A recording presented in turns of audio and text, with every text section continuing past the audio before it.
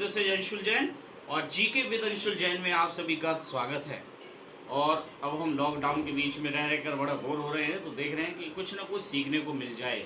तो इसी बहाने हमने एक चैप्टर क्लास 10th की ज्योग्राफी में से एक चैप्टर देखा था और वो लिया है हमने, और वो बहुत ज़्यादा इम्पोर्टेंट है हमारे एसएससी, बैंकिंग, रेलवे सभी के लिए, जिसका नाम है resources and its development. Chapter का नाम है रिसोर्सेज एंड इट्स डेवलपमेंट। तो कई बार हमें समझ देखते हैं कि ये रिसोर्सेज वर्ड क्या है। रिसोर्सेज कई तरह से हम कहते हैं कि कोई भी चीज, अब देखो जैसे मैं ये एक मार्कर यूज कर रहा हूँ, सभी देखें यहाँ पर मैं मार्कर यूज कर रहा हूँ, ये व्हाइट बोर्ड यूज कर रहा हूँ, ये कर्टन्स है, जो कुछ भी है, जो भी मेरी नीड्स को पूरा कर रहा है वो एक रिसोर्सेज है। Anything which can be utilised by us is resources. तो रिसोर्सेज के हम तीन पार्ट्स हैं हमारे, क्या है, जैसे मैं एक ट्राइंगल सा बना रहा हूँ, ट्राइंगल की हेल्प से समझाऊंगा। जैसे सबसे पहला हमारा है नेचर, दूसरा हमारा है इसमें टेक्नोलॉजी, टेक्नोलॉजी और इंस्टीट्यूशन। अब इंसान क्या कर, और इसमें बीच में हम बैठे हैं ह्यूमन बीइंग्स। अब इंसान ने क्या करना है, नेचर का यूज, नेचुरल फिनोमिना का यूज करना है with the help of technology.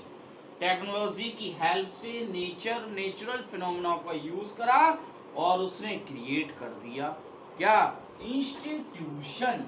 और उस इंस्टीट्यूशन से आज हम पूरी हेल्प ले रहे हैं, वो हमें रिसोर्स दे रहा है। अब रिसोर्स से अगर हम बात करें कि एक ह्यूमन बीइंग्स, हम भी एक रिसोर्सेज हैं। हम टीचर्स हैं, I am teacher, I am teaching you, then I can say I am also a resources. कोई बैंक कर्मचारी है, वो हमारी नीड का हमारा है, वो भी एक रिसोर्सेज है। सभी रिसोर्सेज हैं। हमारा इसमें जो मेन टॉपिक है वो है टाइप्स ऑफ रिसोर्सेज। इससे एक क्वेश्चन आ जाता है कि भी टाइप्स ऑफ रिसोर्सेज, कि रिसोर्सेज के टाइप क्या क्या है, भाई रिसोर्सेज होता कौन कौन सा है। तो रिसोर्सेज के जो टाइप्स हैं वो उसके हिसाब से बनाए हैं कि ऑन द बेसिस ऑफ, कि ऑन द बेसिस ऑफ क्या, ऑन द बेसिस ऑफ क्या। जैसे मैं कहूँ on the basis of origin, on the basis of origin. तो दो प्रकार के रिसोर्सेज हैं केवल, पहला बायोटिक और दूसरा अबायोटिक। अब देखो नाम से स्पष्ट हो रहा है, bio, bio means living things, plants and animals. जो चीज हमें, जैसे फॉरेस्ट है हमारा, वो हमारा एक तरह से प्लांट्स है, हमारे लिए कोई ह्यूमन बीइंग्स हैं, हम सब बायोटिक रिसोर्सेज हैं। और अबायोटिक जो नॉन लिविंग थिंग्स है, माउंटेन्स, मिनरल्स, ये सब हमारे लिए अबायोटिक है। तो on the basis of origin हमारे पास दो तरह के रिसोर्सेज हैं। अब दूसरा है हमारा on the basis of exhaustibility. On the basis of exhaustibility हमारे पास कौन कौन से रिसोर्सेज हैं, हमारे पास हैं दो रिसोर्सेज, उसमें भी रिन्यूएबल और नॉन रिन्यूएबल। अब नाम से स्पष्ट है, देखो रिन्यूएबल, जो रिन्यू किया जा सके, रिन्यू का मतलब जो रिप्रोड्यूस किया जा सके। जैसे विंड है हमारी हवा, जो वायु है, और वाटर है, वो हमारा रिन्यूएबल रिसोर्सेज है जिनको हम रिप्रोड्यूस कर सकते हैं। और दूसरा हमारा है non renewable. Non renewable resources, इनको बनने में बहुत ज़्यादा ही टाइम लगता है, बहुत लंबा टाइम लगता है। जैसे कोल, पेट्रोलियम, ये 300 मिलियन वर्ष पहले कोई एनिमल और प्लांट जमीन में दब गए, अब उनका कोल और पेट्रोलियम बन रहा है।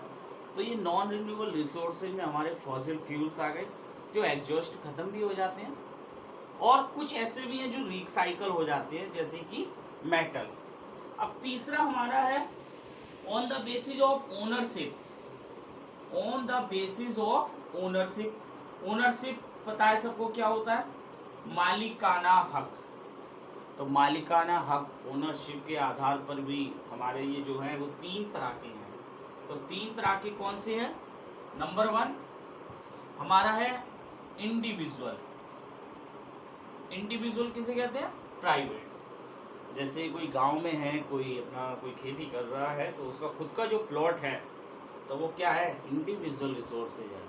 मैं नहीं कर सकता उस पर खेती, कोई और नहीं कर सकता, क्योंकि वो उसका है, इंडिविजुअल है वो उसका। दूसरा मेरा जो है इसमें कम्युनिटी, पूरी कम्युनिटी करेगी। कैसे? जैसे गांव में हमने देखा है कि घास का मैदान है, उसमें वही किसी के भी पशु चरे, गांव के, वो गांव के लिए बना हुआ है। पिकनिक स्पॉट हैं जो कम्युनिटी हैं। शहरों में हमने देखे पार्क है, प्ले ग्राउंड है, जो पूरी कम्युनिटी के लिए हैं। तीसरा है हमारा नेशनल। अब देखो नेशनल वर्ड से पता लग रहा है ना कि पूरे देश में हमने जाना है, पूरे देश में जाना है। क्या चीज़ यूज़ करते हैं? तब ट्रेन यूज़ करते हैं, एरोप्लेन यूज़ करते हैं, बस यूज़ करते हैं। ये सब नेशनल रिसोर्सेज हैं। हमने देखा रोड, अभी रोड है, मैं भी यूज़ कर रहा हूँ, कोई दूसरा भी यूज़ कर रहा है, हर कोई यूज़ कर रहा है, तो दिस इज नेशनल रिसोर्सेज। और चौथा एक और रह गया जो मैंने बताना था, international resources.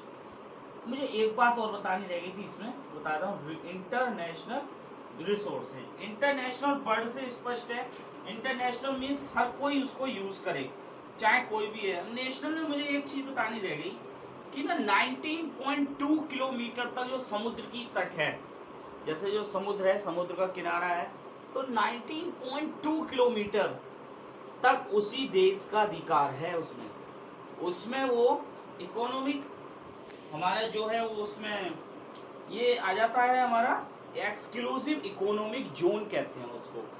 Exclusive economic zone अगर कोई पूछे भाई क्या है, तो हम कहेंगे कि हमारे जो 12 नॉटिकल माइल्स, जो भी हमारा सी है, जैसे इंडियन ओशियन है इंडिया के पास, तो 19.2 किलोमीटर तक उस पर हमारा थोड़ा थोड़ा हक है। अब इंटरनेशनल रिसोर्सेज क्या है कि भैया पूरा विश्व उसको यूज कर रहा है। अब उसका जैसे एग्जांपल है ताजा, जैसे ओशियन है, बड़े बड़े महासागर जो है, जैसे पैसिफिक ओशियन है, प्रशांत महासागर, तो 200 नॉटिकल माइल्स मतलब 320 किलोमीटर के बाहर ओपन है, उसका हक नहीं है उस देश का। अगर हम बात करें कि भाई हमारा जो अमेरिकन रीजन है, ब्राज़ील है या कोई भी है, नॉर्थ या साउथ अमेरिका है, और उससे बाउंड्री उसकी पैसिफिक ओशन की टच कर रही है, तो उसके 320 किलोमीटर तक तो के आगे उनका कोई वो यूटिलाइज नहीं कर सकते, उनको इंटरनेशनल कमिटी से परमिशन लेनी होगी।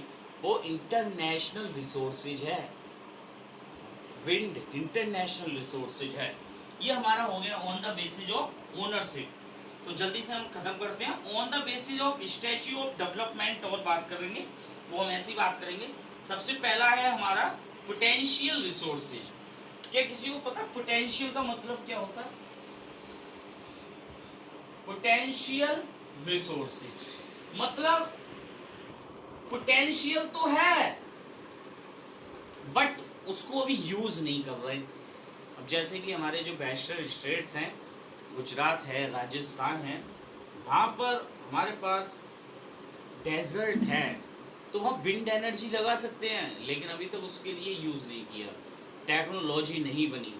दूसरा डेवलप्ड रिसोर्सेज, जो डेवलप्ड हो गए, मतलब जिनकी हमें क्वालिटी भी पता है और क्वांटिटी भी पता है, वो हमारे डेवलप्ड रिसोर्सेज में आ जाएंगे। तीसरा है स्टॉक, मतलब कोई चीज़ हमारे स्टॉक में है, जैसे कोई चीज़ है पर उसके लिए भी टेक्नोलॉजी जो है वो बनी नहीं है। जैसे कि अभी मैं स्टॉक की बात करूँ कि पानी है, पानी किससे मिलकर बना है? हाइड्रोजन और ऑक्सीजन है, H2O। तो उससे हाइड्रोजन और ऑक्सीजन में अलग अलग कर लूँ, इतनी टेक्नोलॉजी मेरे पास नहीं बनी, तो वो स्टॉक रिसोर्सेज में आ जाएगा। और चौथा है रिजर्व। रिजर्व नाम से स्पष्ट है, एक लिमिट तक। अब कहीं कहीं क्या है, वाटर डैम्स लगाए गए हैं, और वाटर डैम जो लगाए गए हैं उनसे मैं इलेक्ट्रिसिटी बना रहा हूँ, तो लेकिन वो हर जगह नहीं है, लिमिट है। तो रिजर्व क्या, एक सबसेट है स्टॉक का। अब है मेरा डेवलपमेंट। भैया जो रिसोर्सेज हैं वो आजकल देख रहे हैं आप, हम कैसे यूज़ कर रहे हैं। अगर उनको सही से यूज़ करें तो हमें रिसोर्सेज की कमी नहीं रहेगी। हमारे अंटार्कटिका के ऊपर ओजोन लेयर में भी एक होल हो गया है, छेद हो गया है, तो उसको भी हमने बचाना है। तो उसके लिए हमें क्या करना पड़ेगा, मैनेजमेंट ऑफ रिसोर्सेज। रिसोर्सेज को बचाना है हमने, क्योंकि आने वाली जनरेशन के लिए, फ्यूचर जनरेशन के लिए हमने रिसोर्सेज को बचाना है। तो रिसोर्सेज, तो डेवलपमेंट हमने अपने देश की, अपने मोहल्ले की, अपनी इस प्रकार से करनी है कि रिसोर्सेज जो है वो बचे रहें आने वाले जनरेशन के लिए, नेक्स्ट फ्यूचर जनरेशन के लिए रिसोर्सेज बच सकें, और इसी को कहते हैं सस्टेनेबल डेवलपमेंट। आज के लिए इतना काफ़ी है, और अब हम इसी का दूसरा पार्ट कल बताएंगे, और चैनल को सब्सक्राइब कीजिए।